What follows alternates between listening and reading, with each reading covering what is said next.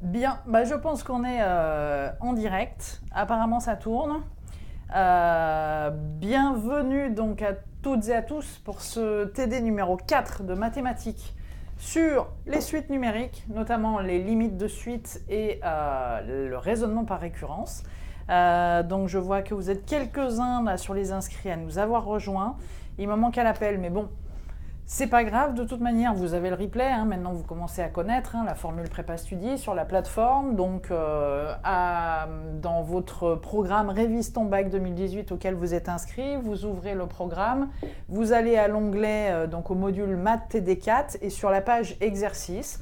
Sur la page exercice, donc pour ceux qui n'auront pas pu, puisqu'il m'en manque 3 ou 4 là cet après-midi sur ce TD.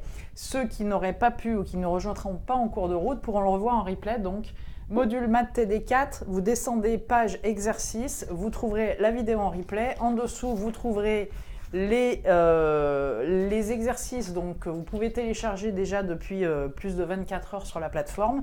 Et puis, vous trouverez également leurs corrections. Le but ici étant évidemment pour ceux qui sont en direct avec moi, faites-moi coucou, dites-moi bien si vous recevez le son et l'image, à mon avis c'est bon. Donc faites coucou et puis voilà, on va commencer. Ceux qui rejoignent en route, donc n'oubliez pas, il y aura le replay. Voilà, je ne m'étends pas sur le fonctionnement, vous commencez à le connaître maintenant. On va rentrer tout de suite dans le vif du sujet. À savoir aujourd'hui, donc 1 heure d'exercice d'application pour vous aider à réviser votre bac en mathématiques sur le chapitre des suites, sur la limite des suites. On ne revient pas sur ce qu'on a vu il y a quelques jours, donc en cours magistral de 2 heures pour ceux que j'ai eu avec moi, notamment sur les rappels de première, suite géométrique, suite arithmétique, croissante, décroissante, monotone, convergente, divergente, etc. On l'a revu en cours. Le but aujourd'hui, c'est d'appliquer ces notions, certes, mais au vu de ce que vous m'avez répondu dans le chat l'autre fois, ça a été surtout finalement pour vous la grosse problématique. Vous avez exprimé que c'était notamment le raisonnement par récurrence qui posait problème, un petit peu les limites, mais bon, comme vous avez déjà fait des levées d'indétermination pour les limites de fonctions, vous avez vu que dans le cours magistral qu'on a fait sur les suites l'autre soir, la levée d'indétermination pour une suite était identique à la levée d'indétermination pour une fonction. Donc on en refera un petit peu, si vous avez téléchargé les exos dans cette heure de TD, des limites de suite, sachant que c'est toujours la même méthode, il n'y a pas de problème. On attaque tout de suite donc par le premier exercice que vous avez sur le polycope de TD que vous avez dû télécharger. Et on attaque dans le vif du sujet. Je voudrais me concentrer un peu plus aujourd'hui sur donc le raisonnement par récurrence, à ne pas confondre avec la formule récurrente d'une suite. Certes, ça a le même nom, mais comme je vous l'ai expliqué en cours l'autre jour, la formule récurrente d'une suite, c'est une manière d'exprimer une suite, par opposition à la formule explicite. Le raisonnement par récurrence, c'est un raisonnement de montée d'échelle, comme on l'a vu en cours. Donc, on va le reprendre aujourd'hui, un peu dans le détail avec ces exos concrets. On va commencer donc par le premier exercice, l'exercice numéro 1. Faites-moi savoir dans le chat s'il y a des exos qui vous ont posé problème particulièrement, s'il y en a qui ont déjà commencé à travailler dessus. De manière à ce qu'on se focalise un petit peu plus. Voilà, il y en a qui me font coucou. Salut Sacha. Ouais, merci. J'ai Mouna qui est là également. Margot, impeccable. Bon, c'est bien. Coucou à tout le monde, donc bienvenue. Et on est parti avec l'exercice numéro 1. On vous dit dans l'exercice numéro 1, donc on considère une suite UN, comme d'habitude, qui est définie quel que soit n qui appartient aux entiers naturels, donc 0, 1, 2, 3, 4, 5, 6, 7 jusqu'à l'infini, par une formule de récurrence, donc là dans l'énoncé, et on fera donc quelques masterclass dans la quinzaine qui précède le bac pour bien décrypter tous les énoncés que vous pouvez avoir en mathématiques. Donc surtout inscrivez-vous, c'est important que vous puissiez y assister. Donc défini par sa formule ici de récurrence, c'est-à-dire qu'on exprime le terme du dessous en fonction du terme du dessus, en fonction du terme du dessous. Ici, donc c'était le terme du dessous UN, 3UN moins 4. Et donc la question qu'on vous posait, on voulait montrer par récurrence que pour tout entier naturel n, petit n, on pouvait exprimer aussi la suite sous sa formule explicite, à savoir que le terme de rang n est égal à moins 3 à la puissance du rang n plus 2. Et ça, donc on veut le démontrer par récurrence. Alors la récurrence, comme je vous l'ai expliqué l'autre fois, se programme en 4 étapes. Je recommence mon schéma du barreau de l'échelle. On est en train de vous dire, voilà, j'ai ceci. Je vous montre donc que, on a oublié de dire que son terme U0 ici, c'était 1. Je vous montre que j'ai une suite qui est définie par sa formule récurrente et son premier terme. Ok. Je veux démontrer maintenant que cette suite peut s'écrire sous la formule explicite telle qui est écrite ici au tableau. Et pour ce faire, j'ai besoin de le faire par récurrence, c'est-à-dire d'utiliser cette échelle. Cette échelle, on a vu l'autre fois que le raisonnement par la récurrence est en fait un raisonnement par l'absurde. C'est-à-dire qu'on va partir de ce qu'on veut démontrer. Ce qu'on veut démontrer, c'est ça. Hein. On vous dit démontrer par récurrence que UN peut s'écrire comme ceci. Donc, le raisonnement par l'absurde consiste à dire que ça, on va l'appeler la propriété N, ce qui est encadré en rouge. Le raisonnement par l'absurde va consister à dire, je vais raisonner comme si ça, c'était vrai. C'est-à-dire, je pars de la fin pour essayer de retrouver le début, et quand j'aurai fait les allers-retours, comme je vous ai dit en cours, entre le début et la fin, et qu'on aura franchi les différentes barres, les différents barreaux de l'échelle, on pourra dire que par principe de récurrence, alors on a prouvé qu'à tout rang n, effectivement, cette hypothèse de départ, ce postulat de départ, est bien vérifié. Qu'est-ce qu'on fait donc? La première étape, c'est de dire 1, soit la propriété Pn, d'accord, qui dit que, quel que soit un entier naturel petit n, non, c'est pas euro, c'est appartenant, excusez-moi, donc à l'ensemble des nombres entiers naturels, d'accord, positifs, de préférence, il n'y a pas de n négatif ici, et soit cette propriété Pn, on va supposer qu'elle est vraie. D'accord? On va supposer qu'elle est vraie. Ça, c'est la première étape du raisonnement par récurrence, c'est de poser la propriété et de dire, donc, cette propriété, j'admets au départ, c'est ça l'absurde, on veut le démontrer, non, on part par la fin, j'admets dès le départ qu'elle est vraie. Pouf! Donc je me place là, je dis, tiens, cette barre-là de mon échelle, je suis à Pn, et je dis, c'est vrai. Mais ce qu'on va faire maintenant, si on établit comme postulat, comme hypothèse de départ qu'elle est vraie, on va vérifier qu'elle est vraie pour tous les barreaux de l'échelle, que ce soit le premier, le deuxième, le troisième, mais aussi les barreaux d'après, d'accord? La récurrence fait que de toute façon, si on arrive à démontrer que c'est vrai là, que c'est vrai là, que c'est vrai là, que c'est vrai là, comme à chaque fois on fait la même chose pour monter les barreaux d'une échelle, on n'a jamais vu une échelle avec un barreau là, l'autre barreau là et le troisième en haut, c'est toujours espacé de la même manière, donc si on arrive à le faire là, qu'on arrive à le faire là, là, là ou là, finalement, comme on sait qu'à chaque fois on passe d'un barreau à l'autre de la même manière, d'accord, on dira que par hérédité, on a bien prouvé finalement que Pn était vrai. On va chercher à l'encadrer par des propositions vraies en dessous et au-dessus de Pn. La première étape qu'on va faire, donc après avoir posté, pardon, je suis dans la vidéo YouTube, excusez-moi, après avoir donc posé le postulat, c'est qu'on va faire une phase d'initialisation.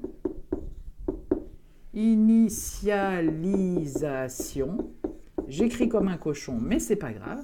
La première phase d'initialisation va s'occuper de la propriété au rang 0, c'est-à-dire on va vérifier est-ce qu'au rang 0, cette propriété est vraie. Alors, pourquoi ça nous intéresse de vérifier le rang 0? Parce que dans l'énoncé de base, on nous a dit quoi? On nous a dit qu'on avait au rang 0, d'accord? Donc le premier terme de la suite, U0 qui valait 1. On va donc vérifier si via cette propriété Pn, en mettant n égale 0, au rang 0, on vérifie bien que U0 est égal à 1. Si, par ce calcul, ce qu'on va faire maintenant, on trouve le même résultat que là, alors bingo, on a prouvé que cette propriété était vraie au rang 0. C'est ce qu'on appelle la phase d'initialisation. On se met toujours au rang 0, d'accord? Donc l'initialisation ici va consister à dire, montrons que P0 est vrai, d'accord? Donc l'initialisation, montrant que P0 est vrai, c'est-à-dire, qu'est-ce qu'on va faire? On va dire, P0, la propriété P0, c'est quoi? Ça consiste à calculer U0 par la formule Pn ici, n'oublions pas que je suis dans l'encadré rouge, donc je vais prendre moins 3, à la puissance n qui vaut 0, plus 2, quelque chose à la puissance 0, on n'oublie pas, ça fait toujours 1. J'avais un moins devant, donc ça fera moins 3 puissance 0 qui fait 1, plus 2, moins 1 plus 2 font 1. J'ai donc trouvé que U0 faisait 1, ce qui est vérifié par la formule récurrente de départ qu'on me donne dans l'énoncé. OK ? P0 est donc vrai ici. Alors, il faut rajouter la petite phrase, hein, c'est toujours un peu pénible la récurrence. Et donc, on vient donc de vérifier que P0 est vrai au rang n égale 0. D'accord? Ça marche? Bien. On a vérifié que sur le premier barreau de l'échelle, c'était OK.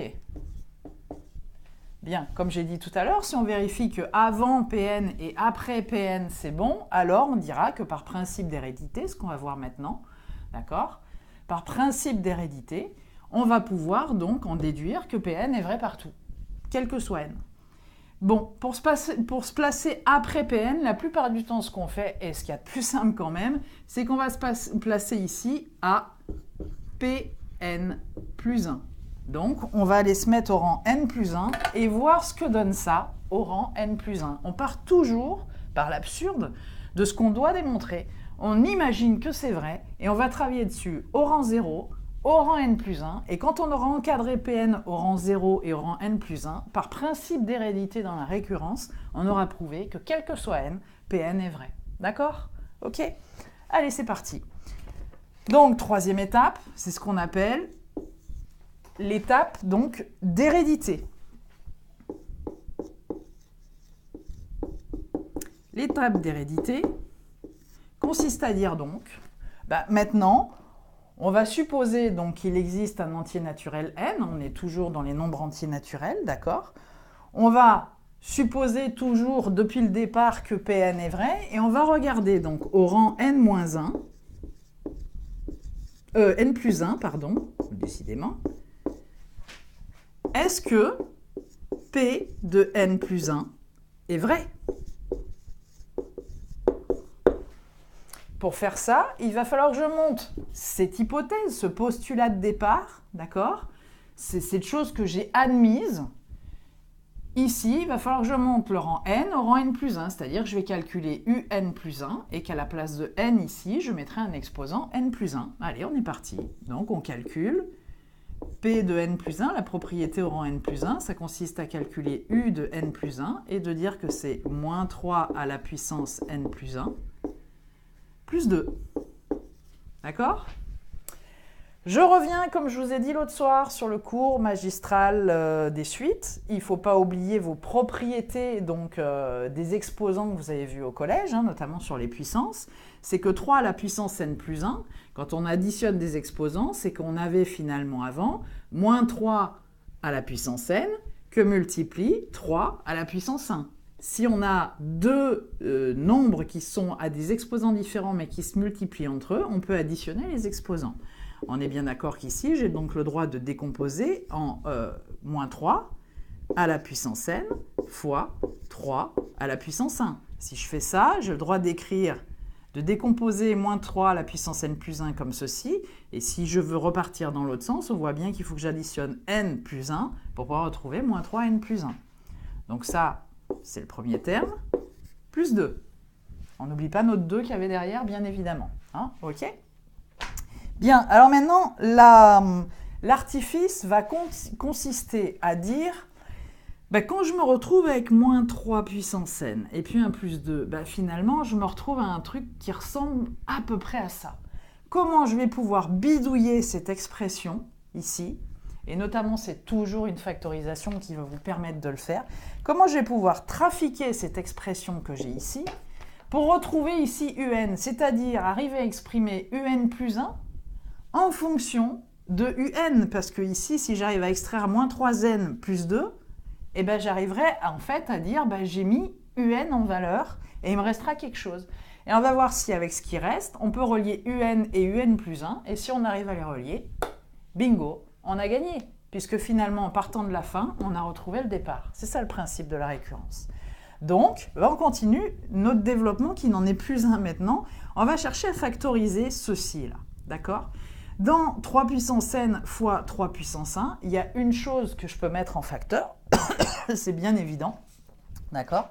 La chose que je peux mettre en facteur notamment, C'est le moins 3 puissance le moins 3. D'accord? Je vais pouvoir mettre, enfin le 3 en facteur. Donc, je vais commencer, je vais mettre un 3 en facteur ici. Si je mets un 3 en facteur, ok, eh ben, il va me rester, donc c'est celui-là que j'ai mis en facteur, voilà. Il va me rester dans la parenthèse moins 3n, d'accord? Donc, je l'écris différemment, plus 2. Et ici, ce que je voudrais, c'est arriver dans cette parenthèse à rajouter plus 2, d'accord? Enfin, à rajouter quelque chose qui fait que quand je vais le développer, je retombe sur mes pattes ici. Donc, comment je vais faire? En fait, je vais faire ceci. Je remets mon 3 en facteur, il va me rester moins 3n. Et je veux qu'à la fin, je retrouve quelque chose, faire apparaître moins 3 puissance n plus 2. Donc, je vais faire apparaître mon un. De ça, je mets 3 en facteur, il me reste que moins 3n. Mais je vais rajouter plus 2 comme ça. Ça, c'est un artifice. Je crée artificiellement plus 2 pour ici me dire, finalement, j'ai intégré un. OK? Voilà. Mais si je fais ça, donc je fais bien apparaître un, mais on est bien d'accord que quand je vais redévelopper, je vais bien obtenir 3 fois moins 3n, 3 puissance n, pardon.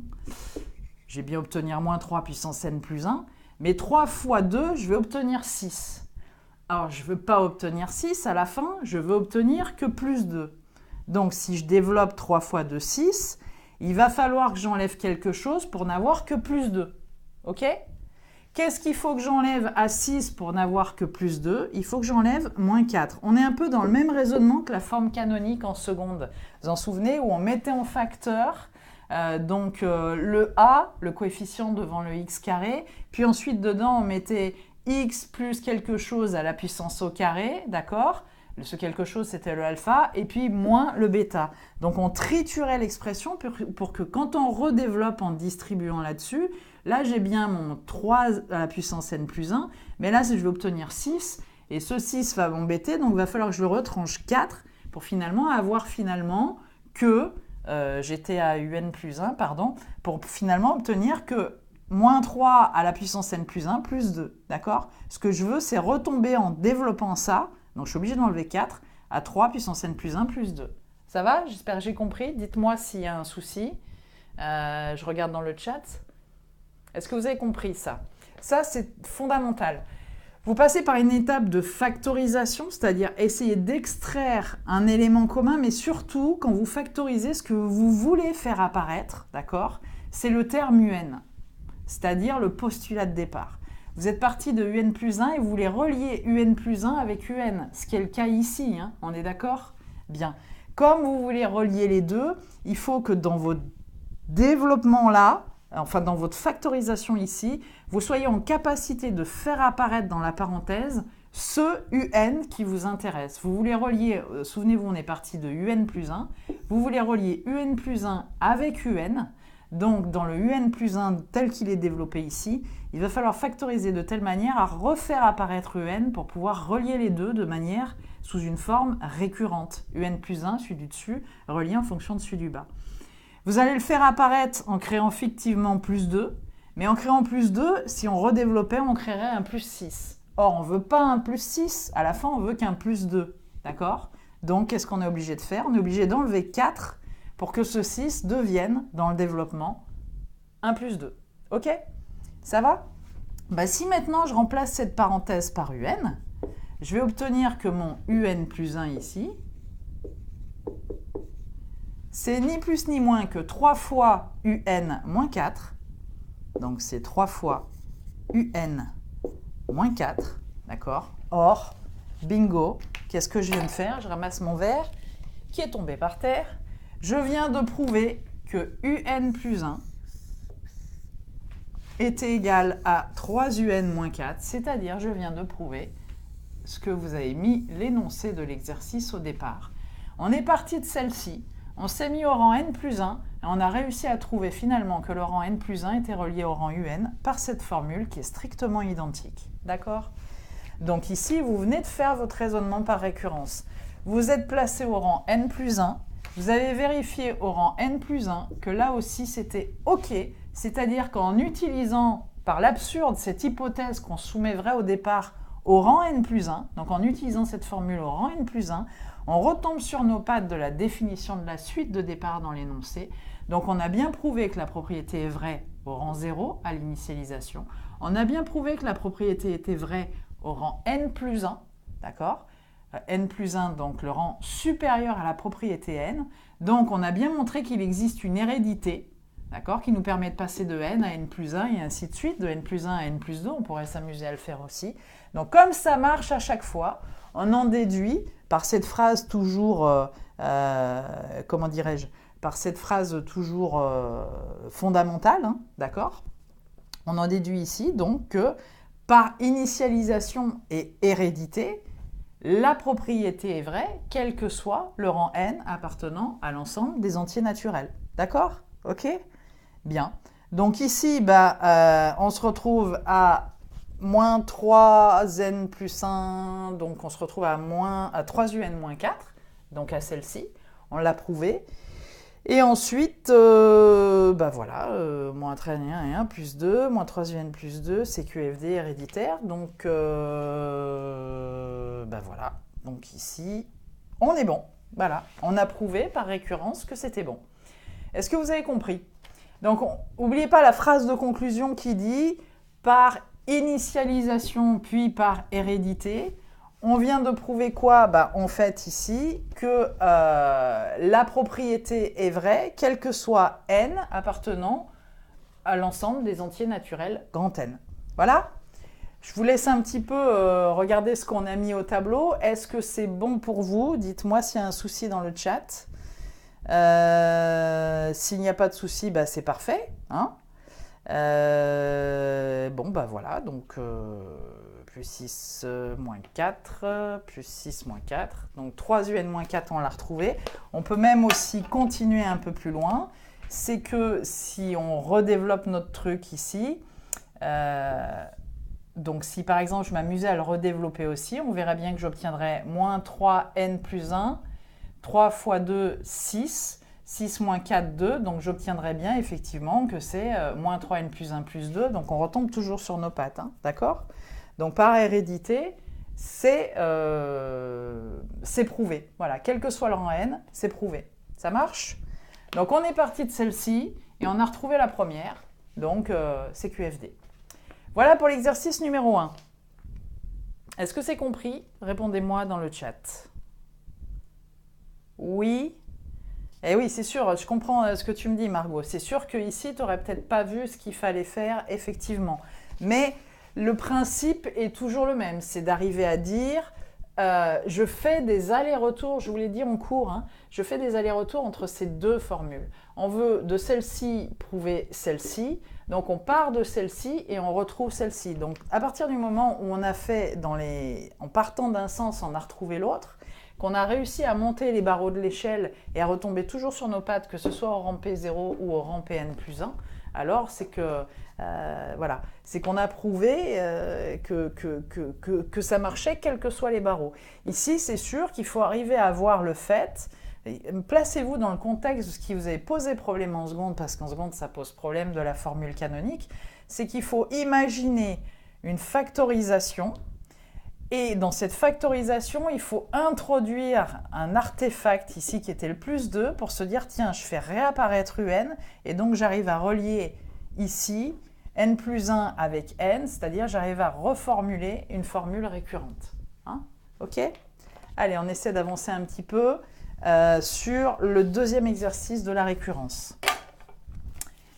Si c'est bon pour vous, voilà. Mais notez bien toujours que le point le plus délicat, c'est une fois que vous arrivez là, c'est d'arriver à faire apparaître le un avec les expressions en n que vous avez. Donc, triturez les trucs dans tous les sens pour arriver à faire apparaître ça.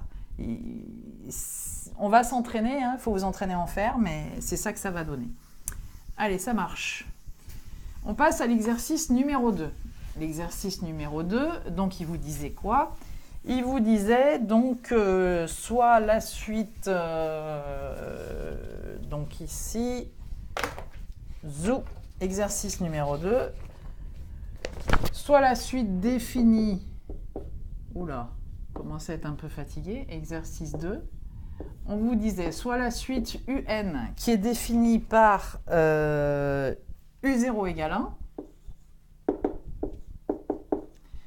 et on a donc UN qui est exprimé sous une forme récurrente, un peu compliquée, je sais, mais on fait un petit peu du compliqué d'un point de vue de l'écriture, mais ce n'est pas forcément compliqué après d'un point de vue de la démonstration ou du calcul. Hein. Enfin, arrivé en terminale maintenant, vous savez faire les choses.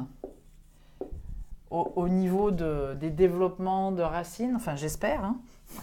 Utiliser la forme conjuguée d'une racine carrée, par exemple. J'espère que vous en souvenez. Hein, mais on va le refaire, ça sera une bonne révision. Allez, donc, on vous dit calculer la valeur exacte de U1. Donc ça, c'était la première question, donc petite question facile, de U1, U2 et U3, d'accord? Alors, U1, on va essayer de le faire assez vite. U1, ça va donc être U0 sur racine de U0 carré plus 1. Allez, U0 sur racine de U0 carré plus 1. Voilà, on est bon. U0 valant 1, en dessous, on aura racine de 1 carré plus 1. Ça fera 1 sur 1 carré fait 1 plus 1, 2. Ça fera 1 sur racine de 2. Et vous savez, en général, donc, on va le laisser comme ça. En général, on n'aime pas laisser un dénominateur avec le racine de 2. Mais bon, avec une racine carrée. Mais ici, on s'en moque un petit peu parce qu'on ne va pas plus loin que calculer un terme. U2, ça sera pareil. Donc, il va falloir prendre 1 sur racine de 2. Je vais mettre un peu plus bas. U2, ça sera donc U1. 1 sur racine de 2. Divisé par racine de... Ah, ça devient compliqué là. 1 sur racine de 2 au carré. Plus 1, d'accord? Donc, souvenez-vous que la division de deux fractions, c'est la multiplication de la première par l'inverse de la deuxième étant racine de machin, donc ça sera ici 1 sur... Donc là, c'est comme si on avait ça sur 1, donc on va inverser. 1 sur 1 racine de 1 sur racine de 2 au carré plus 1. J'espère pour vous, ça c'est clair. Hein? Ok.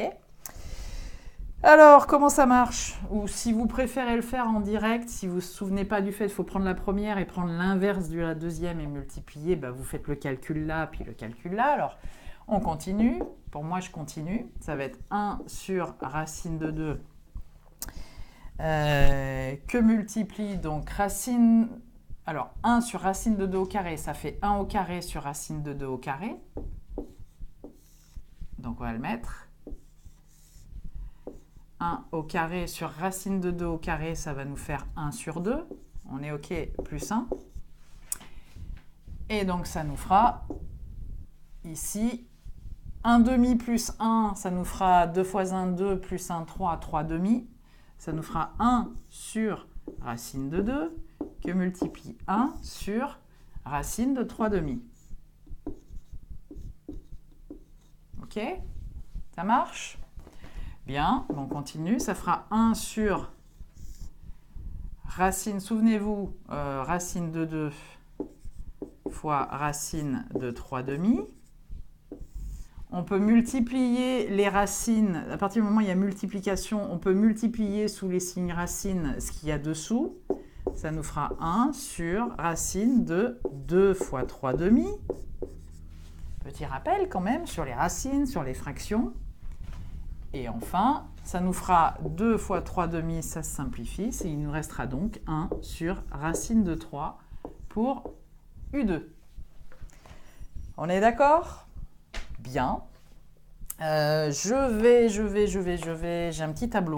Je vais essayer de faire U3 pardon, assez rapidement. Voilà, dans ce petit coin rouge là. Pour U3,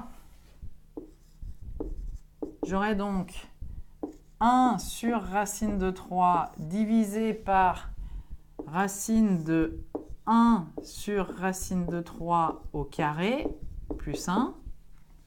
On recommence, donc je garde mon 1 sur racine de 3 en numérateur, j'inverse le dénominateur, 1 sur racine de 1 sur racine de 3 au carré plus 1. OK? Alors, 1 sur racine de 3, je l'ai oublié, voilà. 1 sur racine de 3 au carré, ça nous fait 1 au carré sur racine de 3 au carré, ça va faire 1 tiers. Donc ça fera 1 sur racine de 3 que multiplie 1 sur racine de tout ça au carré, 1 tiers plus 1. OK? Autrement dit, j'aurai 1 tiers plus 1, 3 fois 1, 3, 3 plus 1, 4, racine de 4 tiers. Donc ça nous fera 1 sur racine de 3 que multiplie 1 sur racine de 4 tiers. OK? Je peux multiplier les racines entre elles, donc je mets une grande racine et je fais 3 fois 4 tiers.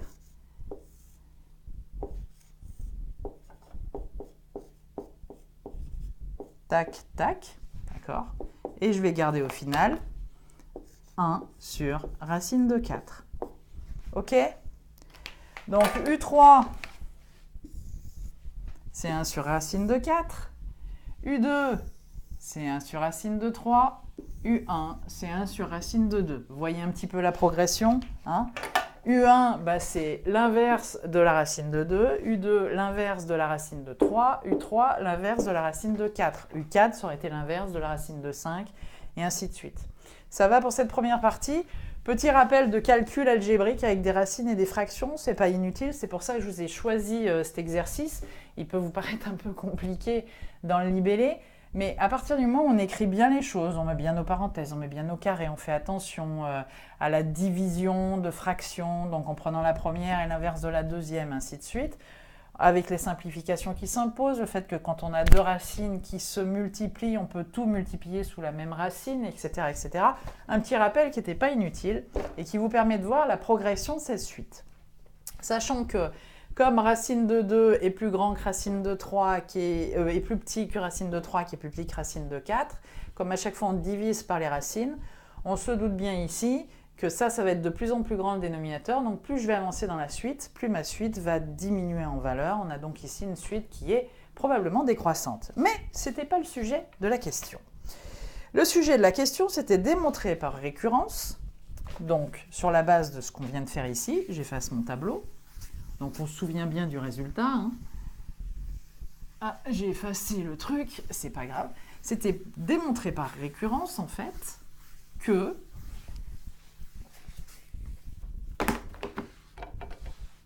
je vais essayer de prendre le bleu pour changer un peu. On avait donc, je remarque, un plus 1 égale un sur racine de un au carré plus 1. Mais mon bleu, il est un petit peu fatigué, donc je reprends mon noir. On voulait démontrer ceci par récurrence, donc on recommence. On voulait démontrer, par récurrence, donc que un c'était 1 sur racine de n plus 1. Donc, premièrement, on dit que la propriété n, c'était quoi? 1 sur racine de n plus 1.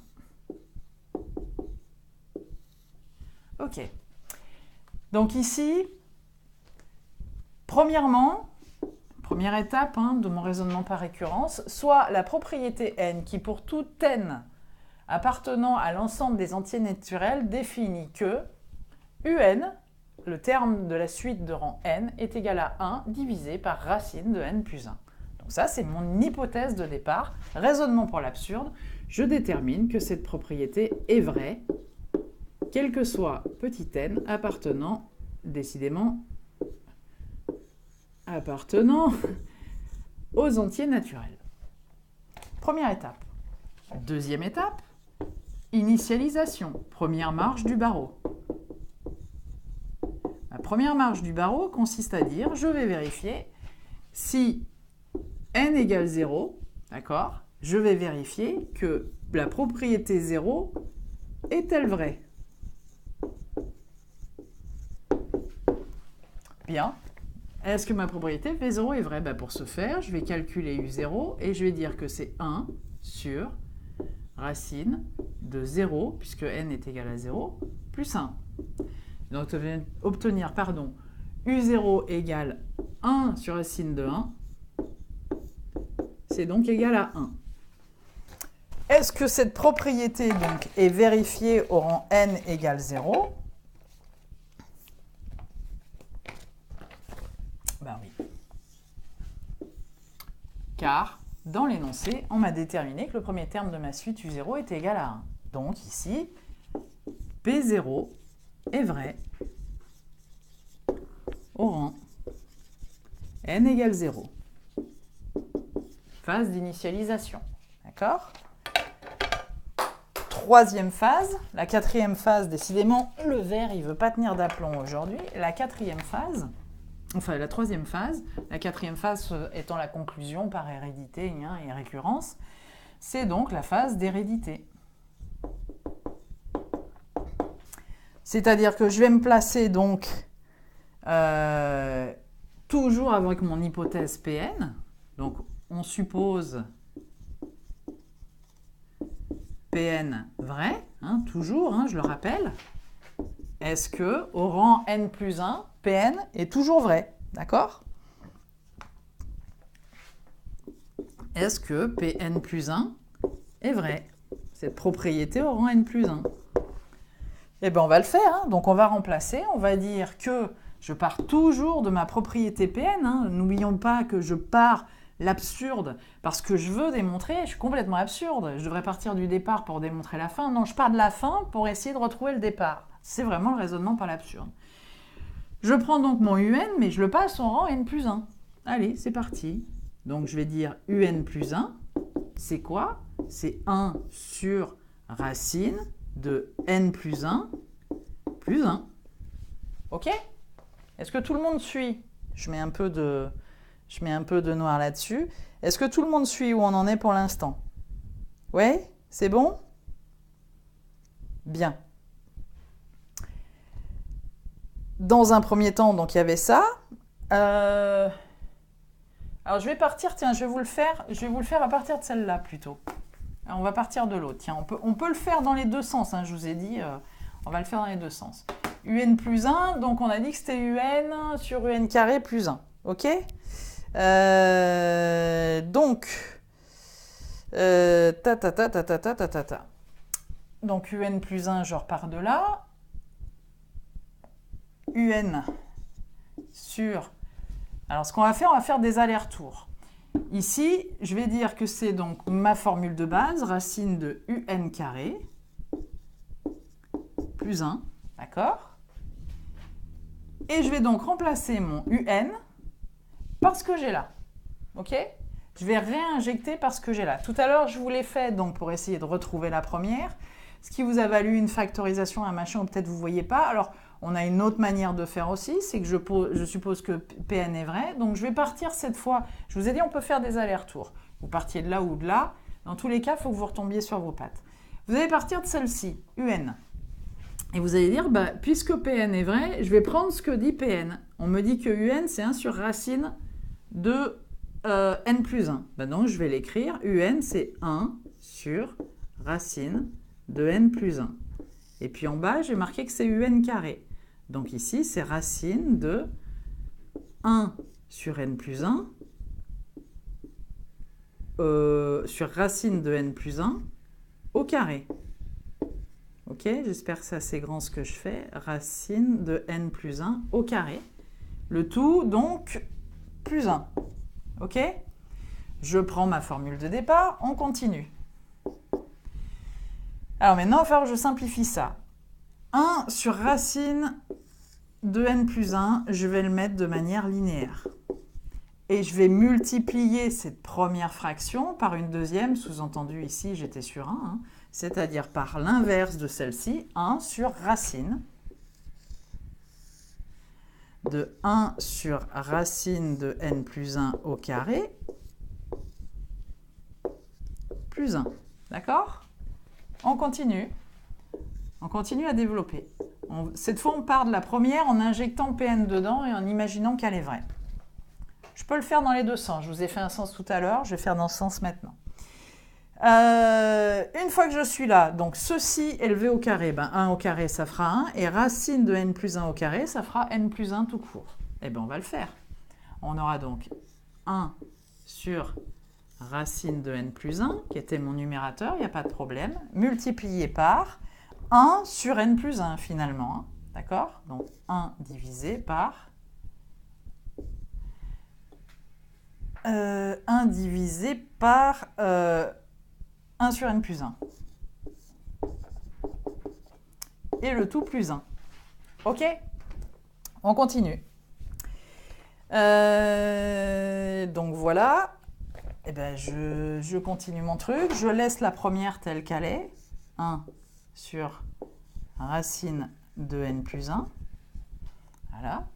Multiplié par, ici je vais réduire au même dénominateur. Donc une fois n plus 1, ça fera n plus 1. N plus 1 plus 1, ça fera n plus 2. Donc ça fera 1 sur n plus 2 divisé par n plus 1. Tout le monde comprend comment on passe de ça à ça. Hein? J'ai réduit au même dénominateur. Une fois n plus 1, ça fait n plus 1. Plus le 1 qui avait déjà en haut, ça fera n plus 2, le tout sur n plus 1. Ok, ça marche. Je vais terminer par là-haut.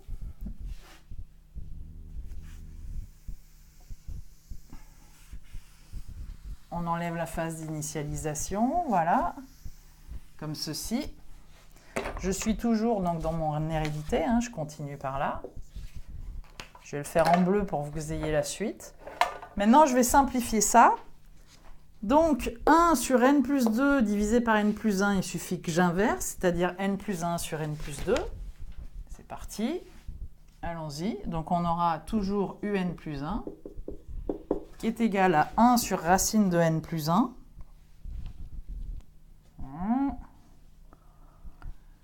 Alors, 1 sur racine de n plus 1 que multiplie l'inverse de ça, n plus 1 sur n plus 2.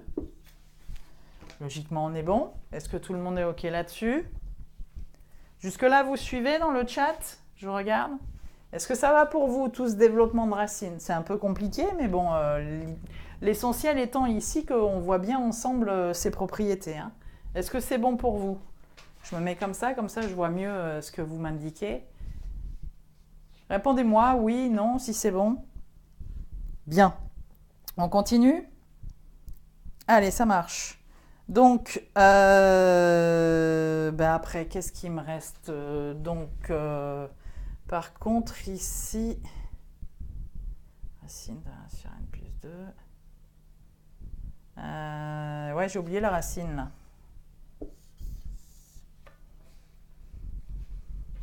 Ouais, j'ai oublié la racine ici. Excusez-moi, il y avait une grande racine, là, que j'ai oubliée.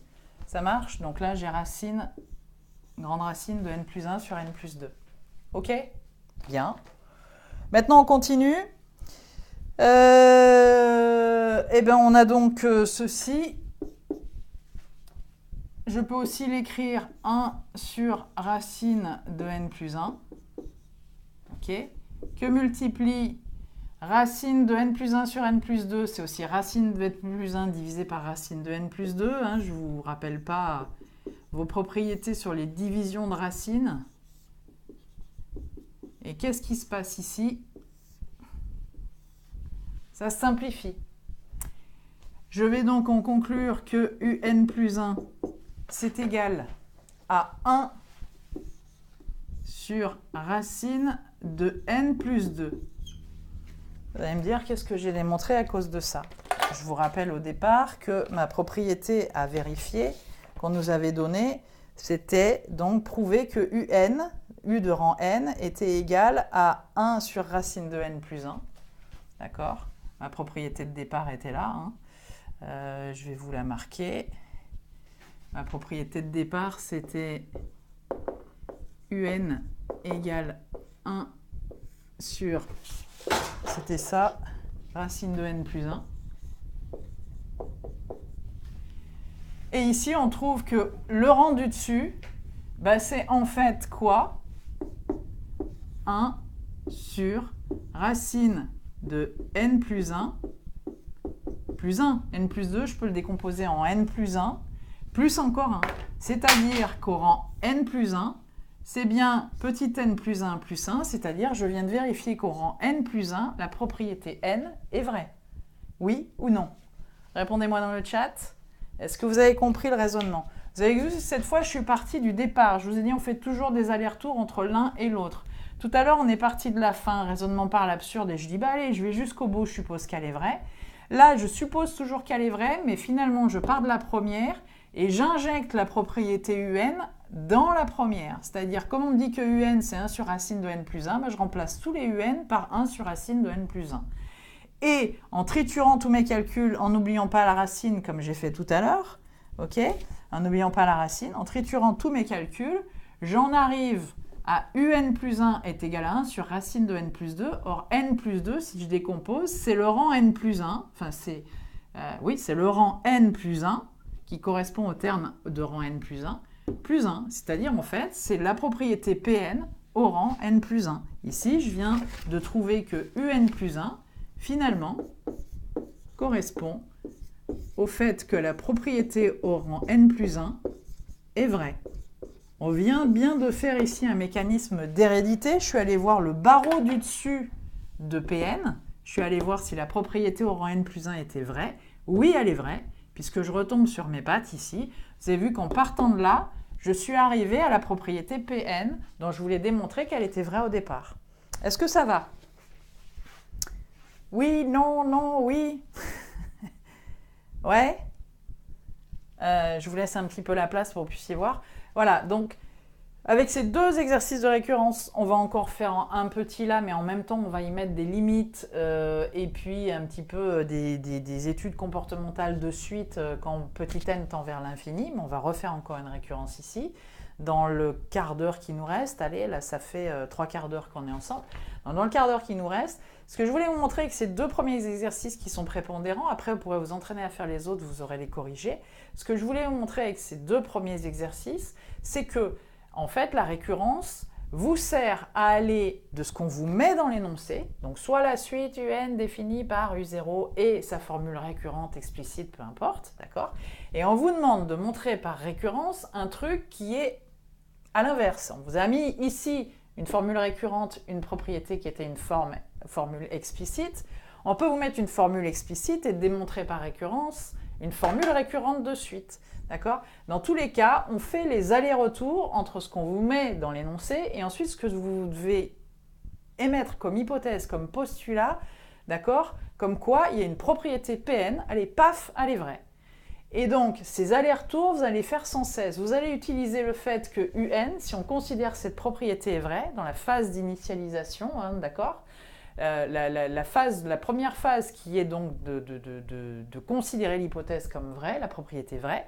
Première phase, on la considère comme vraie. Comme on la considère comme vraie et qu'à l'initialisation au rang 0, on a trouvé que c'était juste puisqu'on retrouvait bien notre U0 de l'énoncé, ben, on passe à l'hérédité en me disant ben, je considère qu'elle est vraie, on me dit que un c'est ça, donc dans ma formule récurrente, puisque je considère qu'elle est vraie, allons-y, c'est absurde.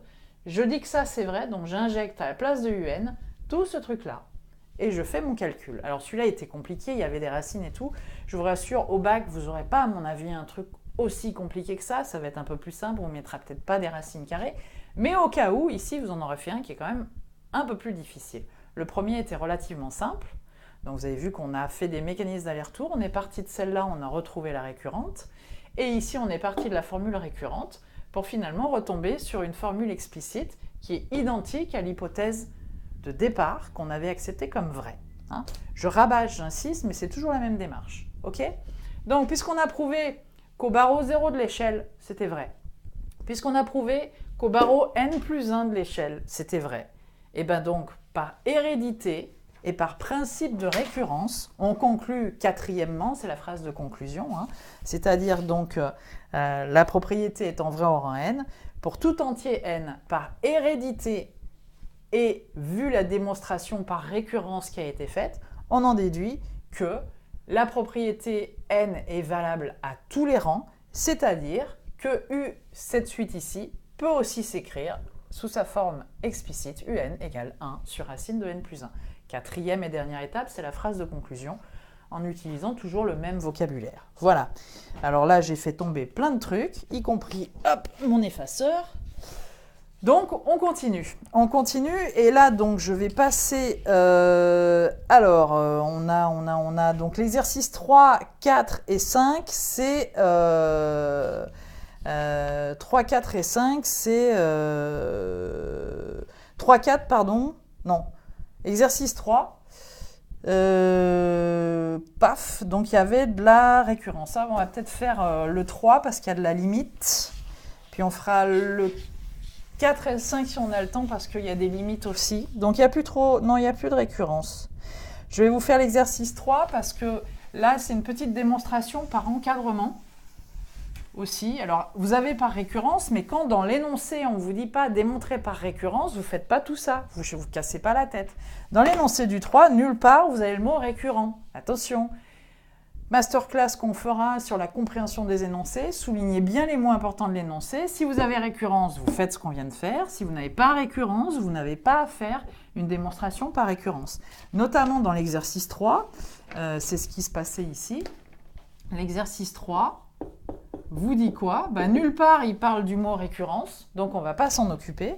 Par contre, il vous dit, donc elle est un petit peu pénible celle-là aussi, mais c'est pas grave. Il vous dit, donc vous avez UN qui est défini par 2 plus moins 1 à la puissance n. Alors attention, quand vous avez un moins 1 à la puissance n, vous savez qu'en général, si c'était tout seul, on l'a vu dans le cours, ce sont des suites divergentes. Un coup c'est négatif, un coup c'est positif, le terme. Donc votre suite, elle fait tout le temps comme ça. Mais là, comme c'est divisé par racine de n, peut-être qu'il va se passer quelque chose et on va le voir. Ok? Et là, on vous dit, démontrer dans le petit a. Il n'y a pas le U0, donc on s'en fout. Donc ici, vous voyez, on ne vous donne pas le premier terme. Si on ne vous donne pas le premier terme, c'est que déjà, vous pouvez être sûr qu'il n'y a pas de récurrence, puisque vous ne pouvez pas vérifier au rang 0 ce que ça donne. Ici, il n'y a aucun terme récurrence. Par contre, on vous demande de démontrer que pour tout n supérieur ou égal à 1, on a 2 moins 1 sur racine de n est plus petit que la suite un, qui est elle-même plus petite que 2 plus 1 sur racine de n. D'accord? Qu'est-ce qu'on va faire? On va tout simplement décortiquer les choses de manière à trouver cet encadrement. Donc, comment fait-on? Très très simple, on va partir, on vous dit de quoi? On part de quoi? Quel que soit n supérieur ou égal à 1, on va partir de n, et puis ce n, on va lui appliquer tout ce qu'il y a ici. Et à la fin, quand on aura décomposé, donc on aura mis moins 1 à la puissance n supérieur ou égal à 1, on verra à quoi c'est supérieur ou égal, on divisera par racine de n, on verra 1, on rajoutera 2, on verra ta. Et donc à la fin, pouf, qu'est-ce qui va se passer? On va se retrouver avec un encadrement, tout simplement par gradation successive. Donc c'est parti. Allez, donc on va partir. Donc ici, on dit bien, pour tout entier, alors n strictement supérieur ou égal à 1, ça a ceci d'important, c'est qu'il n'est pas nul. On a un domaine de définition quand même ici, sous la racine. Il faut que ça soit supérieur ou égal à 0, d'accord? Mais il faut surtout, comme on est en dénominateur, que ça soit strictement supérieur à 0, parce que si c'est égal à 0, ça ne marche pas. Donc ici, le n doit être strictement supérieur à 0. Or, ce qu'il y a de bien, c'est que dans l'énoncé, on vous dit n va être supérieur ou égal à 1, donc c'est bon, on est tranquille. Le domaine de définition est respecté ici. On y va. Donc, on va commencer par moins 1 à la puissance n. Donc, quel que soit n, d'accord, qui est différent de 0, bien sûr, on ne veut pas ici une racine de 0. On va dire que moins 1 à la puissance n, d'accord, c'est quoi? C'est forcément compris le moins 1 à la puissance n. Je peux avoir au carré, moins 1 au carré, ça me donnera 1. Au cube, ça me donnera moins 1. À la puissance 200, puissance paire, ça me donnera 1. À la puissance 201, puissance impaire, ça me donnera moins 1. Donc ici, on sait pertinemment que mon moins 1 à la puissance n, il va osciller entre 1 et moins 1. OK? Ça va? On continue. Maintenant que j'ai fait mon moins 1 à la puissance n, oups, voilà, j'ai passé à la suite.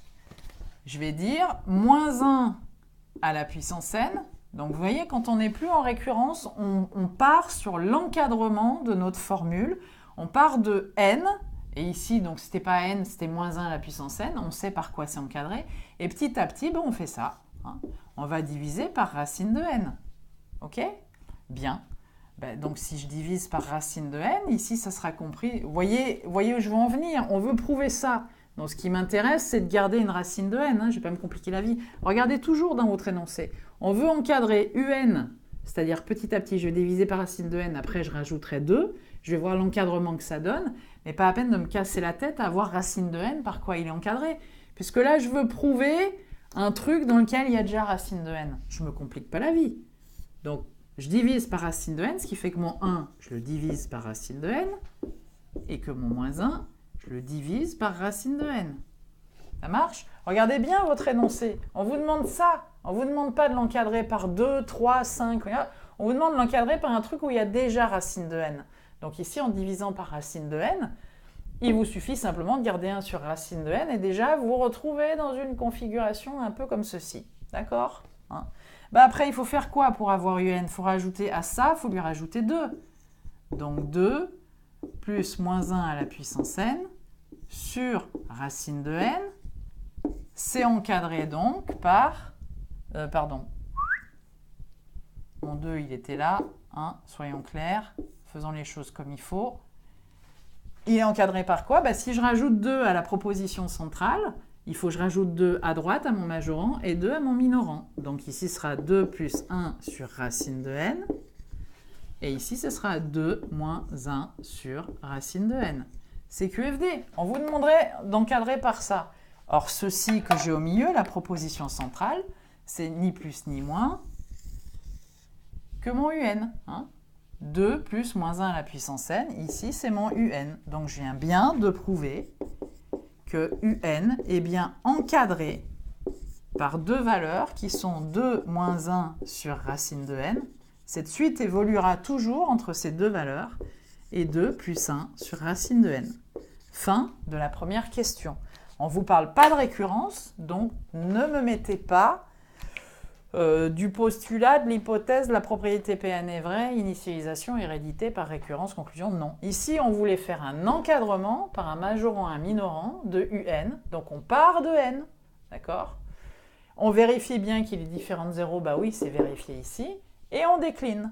Et on ne va pas chercher à encadrer racine de n aussi par des valeurs, par des nombres, puisque ce qui vous met sur la voie l'indice de l'énoncé, c'est qu'on veut encadrer par quelque chose qui dépend de racine de n.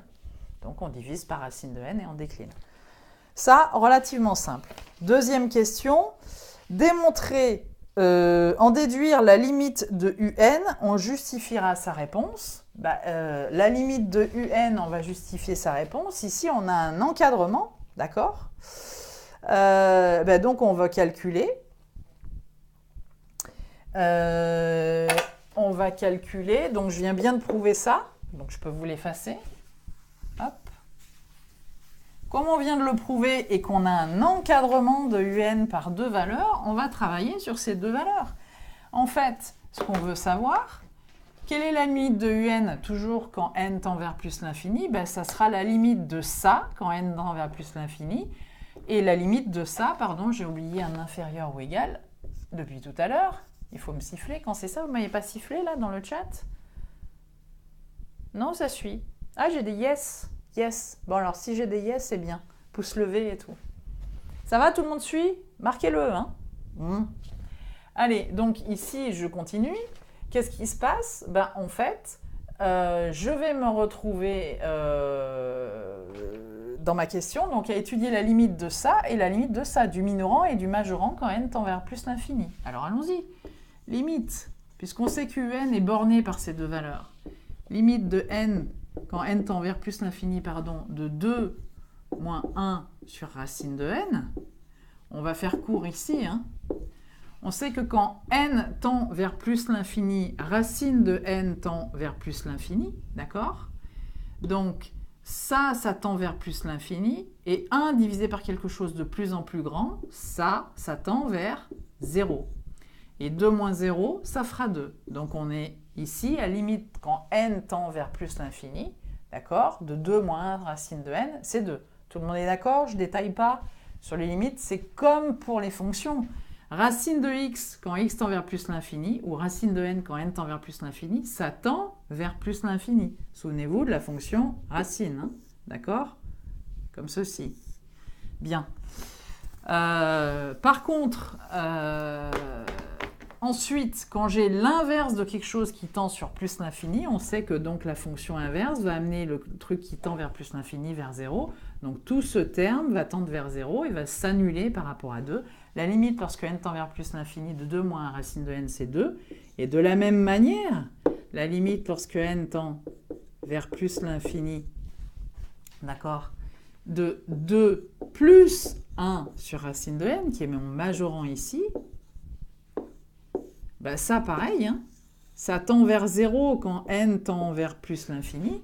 Donc 2 plus 0, ça fera 0, ça fera également 2. Vous allez me dire, mais alors je ne comprends pas. Un est encadré par un truc qui tend vers 2 en minorant et majoré par un truc qui tend vers 2. Ben, ça veut dire quoi? Les enfants, souvenez-vous, théorème des gendarmes qui encadrent la suite UN. D'accord? S'il y a un gendarme qui tend vers 2 et un gendarme qui tend vers 2, ça veut dire que celui qui est au milieu, bien chopé par les bras costauds des gendarmes, eh ben, il va tendre aussi vers 2. Hein. Il ne va pas partir et s'échapper et s'évader, quoi, hein. Il va rester entre 2 et 2, c'est-à-dire que par le théorème, il faut bien l'écrire, hein, d'après le théorème des gendarmes, donc comme UN est encadré par ça et ça qui tendent vers 2, d'après le théorème des gendarmes, souvenez-vous-en celui-là, hein,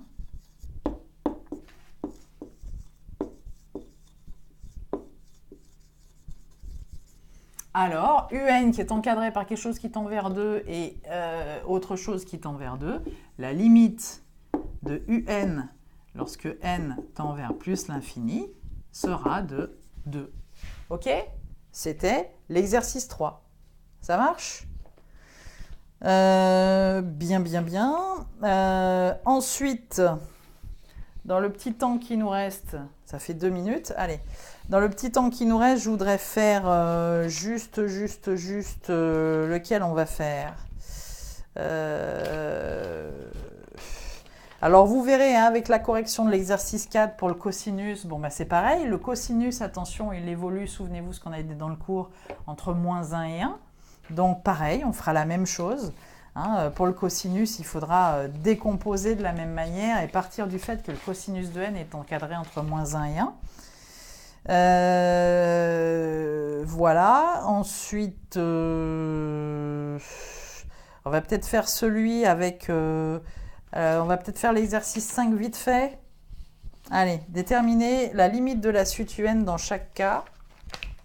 Et puis, vous avez un petit exo de récurrence donc qu'on fera, que vous pourrez faire aussi avec la correction. Essayez de vous entraîner sur le petit exo de récurrence à partir soit de l'énoncé, soit du postulat.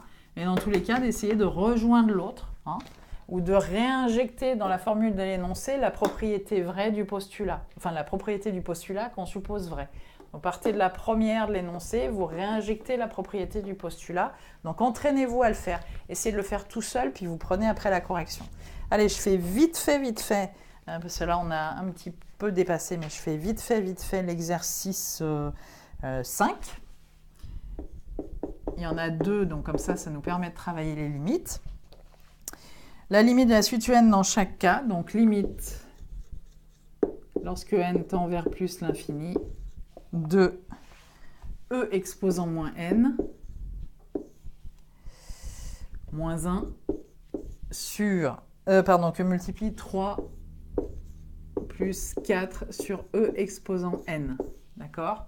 Ben, qu'est-ce qu'on va faire ici? On a un produit, donc il va falloir étudier la limite de ça, la limite de ça. Hein? Et puis ensuite, par produit, on pourra peut-être trouver quelque chose. Hein? Alors c'est parti. C'est parti donc pour l'exercice 5. On sait que d'abord, on va considérer dans la première parenthèse e puissance moins n. Et puis il y a e puissance n, hein, logiquement.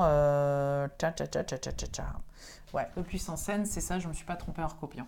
Donc la limite de exponentielle de moins n. Donc là, on en est en révision. On n'a pas encore fait le chapitre sur les exponentielles, mais vu la période de l'année où on est, vous l'avez vu en cours avec votre professeur.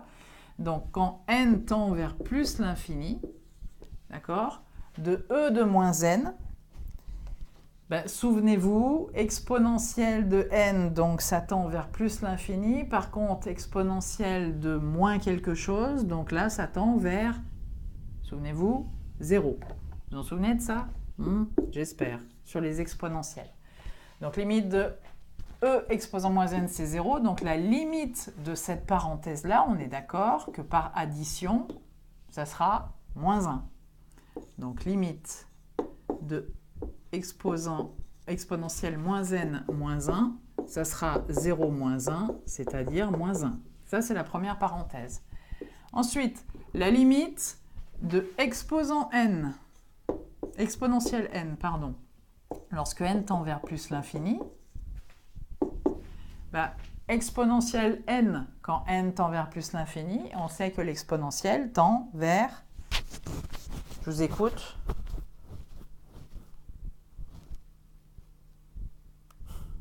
c'est long. Alors, exponentielle, quand on va vers l'infini, que donne la courbe? Ça part vers l'infini. Exact. Merci Margot. Donc vers plus l'infini.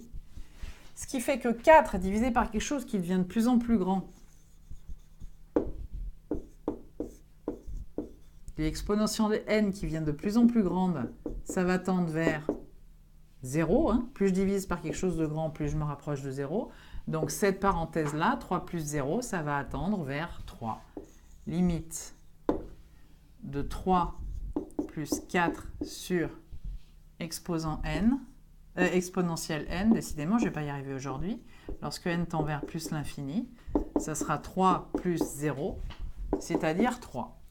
Par multiplication des limites, au total, donc limite de ma suite un, lorsque n tend vers plus l'infini, ça sera la limite de la première parenthèse moins 1, que multiplie la limite de la deuxième parenthèse 3, c'est-à-dire moins 3. OK? Donc, vous voyez comment on utilise la propriété des multiplications des limites finies. Ici, ce sont deux limites finies. Hein. Nous avons moins 1 comme première limite finie ici et 3 comme deuxième limite finie. Donc, tout va bien, on peut les multiplier. On n'est pas dans un cas d'indétermination. On va passer juste à la deuxième partie, vite fait, de l'exercice 5. Et je vous laisserai faire donc, in fine, l'exercice. On a fait le 1, on a fait le 2, on a fait le 3. Je vous laisserai faire l'exercice 4 et je vous laisserai faire l'exercice 6 et puis le 7 aussi, ça peut être sympa à faire. Donc on va faire ensuite la deuxième partie de l'exercice 5, le petit b. C'est parti. Le petit b vous dit donc que j'ai un égale 3n carré. Alors ça c'est facile, hein, parce que vous allez avoir une formule, une forme indéterminée, 2 plus n2, d'accord? Si je m'amusais à décomposer la limite de cette sous-suite ici et de cette deuxième suite ici, on est d'accord que quand n tend vers plus l'infini, n carré tend vers plus l'infini, ça c'est tout petit, donc le numérateur tendrait vers plus l'infini, et le dénominateur n carré tend vers plus l'infini, et 2 est tout petit par rapport à plus l'infini, donc c'est n carré qui imposerait que ça tende vers plus l'infini. D'accord? On est donc sur une forme indéterminée, l'infini sur l'infini, il va falloir lever l'indétermination. On a vu en cours que pour lever l'indétermination, il va falloir donc ici mettre en facteur le terme de rang le plus élevé, de degré le plus élevé au numérateur et au dénominateur. Donc en haut, je vais mettre en facteur le plus grand 3n carré. Il faut que je multiplie par 1 pour retrouver une fois 3n carré, 3n carré. Et il faut que je le multiplie par moins 1 sur 3n carré pour que quand je vais redistribuer 3n carré sur ceci, ça s'élimine et je retrouve bien moins 1. En bas, je vais faire pareil. D'accord? Je vais mettre en facteur le terme de degré le plus élevé, c'est-à-dire n2. n2, il faut que je multiplie donc par 1 pour retrouver n2. n2 fois 1, ça me donnera bien n2. Et il faut que je le multiplie par 2 divisé par n2 pour que quand je multiplie n carré par 2 sur n carré, les n carrés s'éliminent et qu'il ne me reste plus que 2. Oui, ça va? Yes!